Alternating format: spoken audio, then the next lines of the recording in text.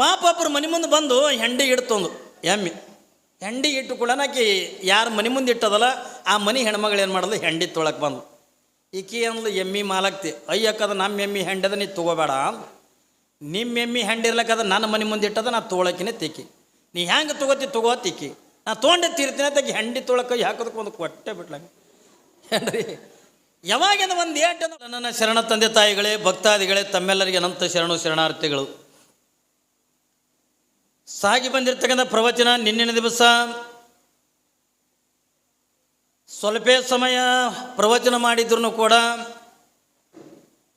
ನಿಮ್ಮ ಬದುಕಿಗೆಂದ ಒಳ್ಳೆಯದಾಗ್ತಕ್ಕಂಥ ವಿಚಾರಗಳನ್ನು ಹೇಳಿ ನೆತ್ತಿಕೊಂಡನ್ನುವಂಥ ನಂಬಿಕೆ ನನಗಿದೆ. ಏನು ಅಂತಕೊಂಡ ಕೇಳಿದ್ರೆ ಆಂಧ್ರ ಪ್ರದೇಶದೊಳಗಿರ್ತಕ್ಕಂಥ ಯಾವ ಸೋಮಲಾಪುರ ಹತ್ತಿಕೊಂಡನವಂಥ ಚಿಕ್ಕದಾಗಿರ್ತಕ್ಕಂಥ ಗ್ರಾಮ, ಆ ಗ್ರಾಮದೊಳಗೆ ಕಡು ಬಡತನದೊಳಗೆ ಇರ್ತಕ್ಕಂಥ ಬಡತನವನ್ನೇ ಹಾಸಿಕೊಂಡು ಬಡತನವನ್ನೇ ಹೊಚ್ಚಿಕೊಂಡು ಅಂಥ ಬಡತನದ ಸ್ಥಿತಿ ಒಳಗಿಂದ ಜೀವನ ಅಂತಕ್ಕಂಥ ಕಳೀತಕ್ಕಂಥ ಯಾವ ಜ್ಞಾನರೆಡ್ಡಿ ಮತ್ತು ನಿರ್ಮಲಾ ದೇವಿ ಅನ್ನುವಂಥ ದಂಪತಿಗಳದಾರೆ. ಒಂದು ಕಡೆಗಿಂದ ಬಡತನವನ್ನು ಹೆಂಗೋ ತಾಳ್ತಾರೆ, ದಿನ ಕೂಲಿ ನಾಲಿ ಮಾಡಿ ಬಂದಿಂದ ಬದುಕನ್ನು ಕಳೀತಾರೆ.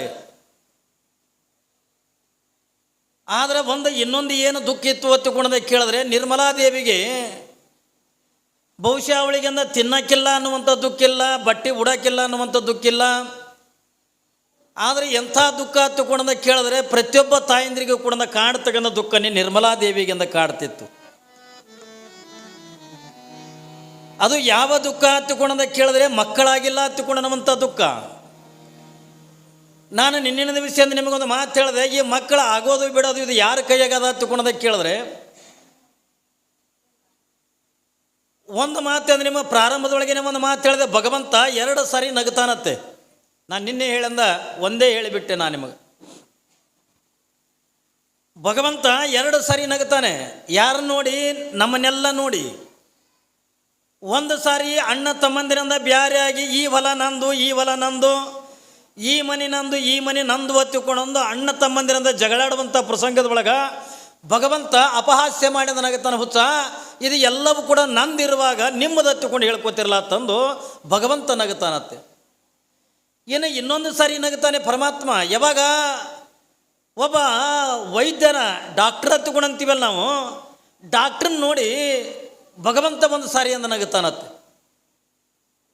ಯಾಕೆ ಡಾಕ್ಟ್ರ್ ನೋಡಿ ನಗುತ್ತಾನ? ಈ ಯಾವುದೋ ಒಂದು ಪೇಷಂಟ್ ತೊಗೊಂಡು ನಾವು ಹೋಗಿರ್ತೀವಿ ಡಾಕ್ಟ್ರ್ ಬಲ್ಲಿ. ಹೋಗಿರ್ತಕ್ಕಂಥ ಪ್ರಸಂಗದೊಳಗೆ ಏನಾರ ಡಾಕ್ಟರ್ ಸರ್ ಏನಾರ ಮಾಡಿರಿ, ಏನ್ರಿ ನಮ್ಮ ಅಪ್ಪನ ಉಳಿಸಿಕೊಡ್ರಿ, ನಮ್ಮ ಮಗನ ಉಳಿಸಿಕೊಡ್ರಿ, ಏನ್ರಿ ನಾವು ಏನರ ಹೋಗಿ ಅಂದ ಹೇಳ್ತಿರ್ತೀವಿ. ಸಂಗಟ ಹೋದವ್ರು ಪೇಷಂಟ್ ಜೊತೆ ಒಳಗೆ ಹೋದವ್ರಂದ ಕೇಳ್ತಿರ್ತಾರೆ, ಕಣ್ಣೀರು ಹಾಕ್ತಿರ್ತಾರೆ, ಏನು ಮಾಡಿ ಉಳಿಸಿಕೊಡ್ರಿ. ಏನೋ ಒಂದು ರೋಗದಿಂದ ಬಳಲ್ತಿರ್ತಾನೆ. ಅವಾಗಿಂದ ಡಾಕ್ಟರ್ ಹತ್ರಿಂದ ಹೋದಾಗ ಏನಾರು ಮಾಡಿ ಉಳಿಸಿಕೊಡ್ರಿ ಡಾಕ್ಟರ್ ಸಾಹೇಬ್ರೆ, ಈ ಜನ್ಮದೊಳಗೆ ನಿಮ್ಮ ಉಪಕಾರ ಮರೆಯಂಗಿಲ್ಲ ಹತ್ತುಕೊಂಡು ನಾವು ಏನು ಹೇಳಬೇಕು ಡಾಕ್ಟ್ರುಗಳಿಗಂದ ಹೇಳಿರ್ತೀವಿ. ಆದರೆ ಒಬ್ಬ ಡಾಕ್ಟ್ರ್ ಏನಂತಾನೆ, ಉತ್ಸಾಹ ನೀ ಏನು ಚಿಂತೆ ಮಾಡಬೇಡೋ, ಇವನಿಗೆಂದ ಉಳಿಸಿಕೊಡೋದಂದ ನನ್ನ ಕೈಯಾಗದ ಹತ್ತುಕೊಂಡಂದ ಡಾಕ್ಟ್ರ್ ಅಂತಾನಲ್ಲ. ಅವಾಗ ಒಮ್ಮೆ ಅಂದ ಪರಮಾತ್ಮ ನಗುತ್ತಾನಂತ, ಉತ್ಸಾಹ ಇವನ ಪ್ರಾಣನೇ ನನ್ನ ಕೈಯಾಗದ. ನಾನು ನಿಮಗೆಂದ ಹೇಳ್ತಾ ಎಲ್ಲವೂ ಕೂಡ ಭಗವಂತ ಎಲ್ಲವನ್ನೂ ಕೂಡ ಕೊಟ್ಟಾನ. ಆದರೆ ಒಂದು ಅರ್ಥ ಮಾಡ್ಕೋಬೇಕು ನಾವು, ಜೀವ ಕೊಡೋದನ್ನು ಜೀವ ತಗೊಳ್ಳೋದನ್ನು ಇವು ಯಾರ ಕೈ ಒಳಗದಾವ ತಗೊಂಡದೆ ಕೇಳಿದ್ರೆ ನಿನ್ನಿನ ವಿಷಯದ ನಾ ಹೇಳ್ತಾ ಇದ್ದೆ. ಒಂದು ಹುಲಿ ಕತಿ ಏನ್ರಿ, ಹುಲಿ ಹೋಗಿ ಬೆಕ್ಕಿಗಂತತ್ತೆ, ಹೇ ಬೆಕ್ಕೆ, ಈ ಬೇಟೆ ಅಂತಕ್ಕಂಥದ್ದನ್ನು ಹೆಂಗೆ ಆಡಬೇಕು ಅನ್ನೋದನ್ನು ನನಗೊಂದು ಸ್ವಲ್ಪ ಕಲಿಸಿಕೊಡು. ಪ್ರಾಣಿಗಳನ್ನು ಹೆಂಗೆ ಹಿಡಿಬೇಕು, ಅದನ್ನು ಯಾವ ರೀತಿಯಾಗಂದ ಕೊಲ್ಲಬೇಕು, ಯಾವ ರೀತಿಯಾಗಂದ ತಿನ್ನಬೇಕು, ನಾನು ಯಾವ ರೀತಿಯಾಗಂದ ನಡಿಬೇಕನ್ನುವಂಥದ್ದನ್ನು ನೀವೊಂದು ಸ್ವಲ್ಪ ನನಗೆ ಕಲಿಸಿಕೊಡು ಹತ್ತಿಕೊಂಡಂದಾಗ ಅಂಥ ಚಿಕ್ಕದಾಗಿರ್ತಕ್ಕಂಥ ಬೆಕ್ಕ ನಗುತ್ತಿರ್ತದೆ. ಅಲ್ಲ, ನೀನಿಂಥ ದೊಡ್ಡ ಹುಲಿರಾಯ ನೀನು, ನಿನ್ನಂಥ ಹುಲಿ ಬಂದೆ ಅಂದ್ರೆ ನನಗೆಂದ ಕೇಳಕತ್ತಿಯಲ್ಲ ಹತ್ತಿಕೊಳ್ಳೋದು. ವಿದ್ಯೆ ದಪ್ಪಿದ್ದವರಿಗೆ ಬರ್ತದತ್ತಲ್ಲ ಏನ್ರಿ, ವಿದ್ಯೆ ಅಂದ ಏನು ಓದಿದ್ದವರಿಗೆ ಬರ್ತಾರೆ ಹತ್ತಿಕೊಂಡಲ್ಲ. ಯಾವ ಜ್ಞಾನ ಅನ್ನತಕ್ಕಂಥದ್ದು, ಬುದ್ಧಿ ಅನ್ನತಕ್ಕಂಥದ್ದು ಏನ್ರಿ, ವಿದ್ಯೆ ಅನ್ನತಕ್ಕಂಥದ್ದು ಅದು ಯಾರಿಗೂ ಕೂಡ ಬರ್ಬೋದು. ಸಣ್ಣದಿದ್ರೇನು ದೊಡ್ಡವ ಇದ್ರೇನು ಏನ್ರಿ, ಜ್ಞಾನ ಅನ್ನತಕ್ಕಂಥ ಯಾರ ಅಪ್ಪನ ಮನಿದ್ರಿ? ಬಸವಣ್ಣವರು ಕೇವಲದ 8 ವರ್ಷದ ಮಗ ಇದ್ದ ಬಸವಣ್ಣ. ಕಲ್ಪನೆ ಇರಲಿ, ನಿಮ್ಮ ಜ್ಞಾನದ ಬಗ್ಗೆ ಹೇಳ್ತೇನೆ. ಬಸವಣ್ಣನವರನ್ನ 8 ವರ್ಷದ ಮಗ. 8 ವರ್ಷದ ಮಗನಾಗಿರ್ತಕ್ಕಂಥ ಬಸವಣ್ಣನವರಿಗೆ ಒಂದು ದಿವಸದಿಂದ ಏನೋ ಆಟ ಆಡ್ಬೇಕನ್ನಂಗೆ ಆಸೆ ಆಯಿತು. ಕೇಳಿ, ನಮ್ಮ 8 ವರ್ಷದ ಮಕ್ಕಳವ, ಶರಣರಾಗ್ತಕ್ಕಂಥ ಮಕ್ಕಳನ್ನು ಕುಡ್ದ ಮಕ್ಕಳದ. ಬಸವಣ್ಣನವರಿಗೆ ವಯಸ್ಸೆಟ್ಟು 8 ವರ್ಷ. ಒಂದು ದಿವಸ ಬೆಳಗಿನ ಜಾವದೊಳಗೆ ಏನ್ರಿ ತಾಯಿ ಅಡಿಗೆ ಮನೆ ಒಳಗೆ ರೊಟ್ಟಿ ಮಾಡಕತ್ತಾಳೆ. ಯಾವ ಬಸವಣ್ಣನವರ ತಂದೆಯಾಗಿರ್ತಕ್ಕಂಥ ಮಾದರಸರು ಏನ್ರಿ ಜಗಲಿ ಮ್ಯಾಗಿನ ದೇವ್ರ ಗಂಡಂದ ಪೂಜೆ ಮಾಡಕತ್ಯ. ಬ್ರಾಹ್ಮಣರ ಮನಿತನ. ಇವತ್ತಿನ ದಿನಮಾನದೊಳಗೆ ಇಟ್ಟು ತಿಳುವಳಿಕೆ ಬಂದ ಬಳಕನೇ ಇಟ್ಟು ಜಗಲಿ ಮ್ಯಾಗಿಂದ ದೇವ್ರುಗಳದಾವ ತಿಳ್ಕೊಂಡಾಗ ಅವತ್ತಿನ ದಿನಮಾನದೊಳಗೆ ಬ್ರಾಹ್ಮಣರ ಮನಿತನದೊಳಗೆ ಎಷ್ಟು ದೇವ್ರು ಇರ್ಲಿಕ್ಕಿಲ್ರಿ? ಅದಾವಿಲ್ಲವ ಜಗಲಿ ಮ್ಯಾಗಿಂದ ದೇವ್ರುಗಳು ಭಾಳ. ಎಲ್ಲಿ ಹೋಗಿರ್ತೀವಿ ಒಂದೊಂದು ದೇವ್ರು ತರ್ತೀವಿ ಏನ್ರಿ. ಗತ್ರಿಗೆ ಹೋದ್ರೆ ಒಂದು ಫೋಟೋ ಹಿಡ್ಕೊಂಡು ಬರೋದೆ.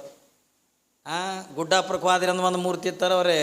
ಎಲ್ಯಾಕೆ ಹೋಗಲಿಕ್ಕೆ ಒಟ್ಟು ದೇವ್ರುಗಳನ್ನ ತಂದೆ ಅಂದರೆ ಜಗಲಿ ತುಂಬಿಸಿಬಿಟ್ಟಿರ್ತೀವಿ. ಅವು ಜಗಲಿ ಮ್ಯಾಗಿನ ದೇವ್ರುಗಳ ಪರಿಸ್ಥಿತಿ ಹೆಂಗಾಗ್ಯದ ಹತ್ಕೊಂಡದ ಕೇಳಿದ್ರೆ ನಾವು ಒಮ್ಮೊಮ್ಮೆ ಯಾರ್ದಾರ ಮನೆ ಬಿನ್ನಕ್ಕೆ ಹೋದಾಗ ನೋಡ್ತಿರ್ತೀವಲ್ಲ ಏನ್ರಿ, ನಮಗೆ ಹಸ್ತಿರ್ತೀವಿ.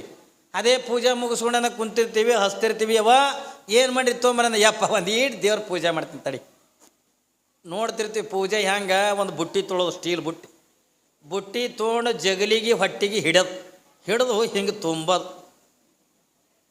ಯಾವಾಗಂದ್ರೆ ಹಿಂಗೆ ತುಂಬೋದು, ತುಂಬಿ ಆಟ ಬಿಡ್ತಾರೇನು ಏನ್ರಿ. ಆ ಬುಟ್ಟೆಗಿನ ದೇವ್ರುಗಳು ತುಂಬಿರ್ತಾರಲ್ಲ, 1-2 ತಂಬಿಗೆ ನೀರು ಹಾಕೋದು. ಅದ್ರಾಗ ಹಾಕಿ ಸೂಸಲ ಮಾಡೋಕ್ಕೆ ಚುರುಮುರಿ ತೋರಿಸ್ತೀವಲ್ಲ ಏನ್ರಿ, ತೆಳಗ ಮೇಲ ಮಾಡೋದು ದೇವ್ರುಗಳು.